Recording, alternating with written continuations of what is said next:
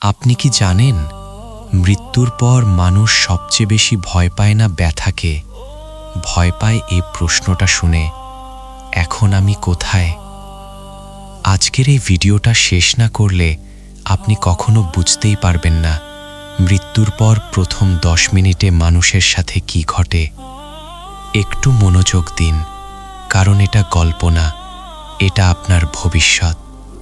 শেষ নিঃশ্বাস। হঠাৎ করে শরীর ঠান্ডা হতে শুরু করে, চারপাশে মানুষ, কিন্তু কথা বলা যাচ্ছে না, চোখ খোলা কিন্তু মুখ বন্ধ। রাসূল সাল্লাল্লাহু আলাইহি ওয়াসাল্লাম বলেছেন, মৃত্যুর সময় মানুষ ফেরেশতাকে দেখে, ভালো মানুষের জন্য সাদা পোশাকের রহমতের ফেরেশতা, আর খারাপ মানুষের জন্য ভয়ঙ্কর চেহারার শাস্তির ফেরেশতা।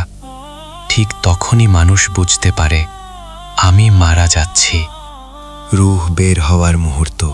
ভালো মানুষের রূহ বের হয় যেন পানির পাত্র থেকে ফোঁটা ফোঁটা পানি, কিন্তু গুনাহগারের রূহ যেন ভেজা কাপড়ের ভেতর কাঁটা ঢুকিয়ে টেনে বের করা হচ্ছে। ঠিক তখন মানুষ চিৎকার করতে চায়, কিন্তু কেউ শোনে না। মানুষ বুঝে যায়, আমি মারা গেছি। রূহ শরীর থেকে বের হয়ে নিজের দেহের দিকে তাকায়, নিজেকে দেখে, মা কাঁদছে, বাবা কাঁদছে, স্ত্রী চিৎকার করছে, কিন্তু সে কিছুই করতে পারছে না। এই মুহূর্তেই মানুষ পুরোপুরি নিশ্চিত হয়, আমি মারা গেছি। ফেরেশতাদের প্রশ্ন। ফেরেশতারা বলে, তুমি কে ছিলে? তোমার রব কে? তোমার নবী কে? এটা কোনো মুখস্থ পরীক্ষার প্রশ্ন না। যার জীবন আল্লাহর পথে ছিল, উত্তর নিজে থেকেই বের হয়ে আসে। আর যার জীবন গুনাহে ভরা ছিল, জিহ্বা জমে যায়। ভয়ঙ্কর সত্য।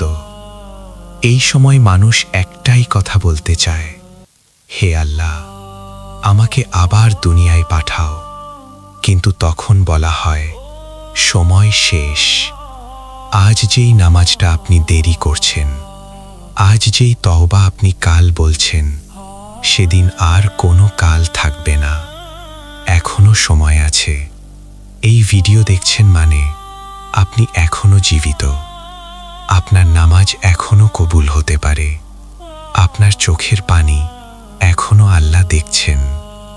মৃতরা সবচেয়ে বেশি চায় আর একবার সিজদায় পড়তে, আর আপনি এখনো সুযোগ পাচ্ছেন।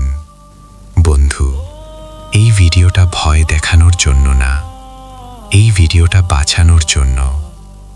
আজ যদি আপনি সিদ্ধান্ত নেন, আমি ফিরে যাব আল্লাহর দিকে, তাহলে হয়তো আপনার কবরটা হবে জান্নাতের বাগান।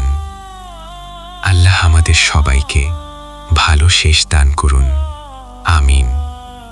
যদি ভিডিওটা আপনার হৃদয়ে লাগে, একটা হার্ট কমেন্ট করুন আর শেয়ার করুন, হয়তো কারো জীবন বদলে যাবে।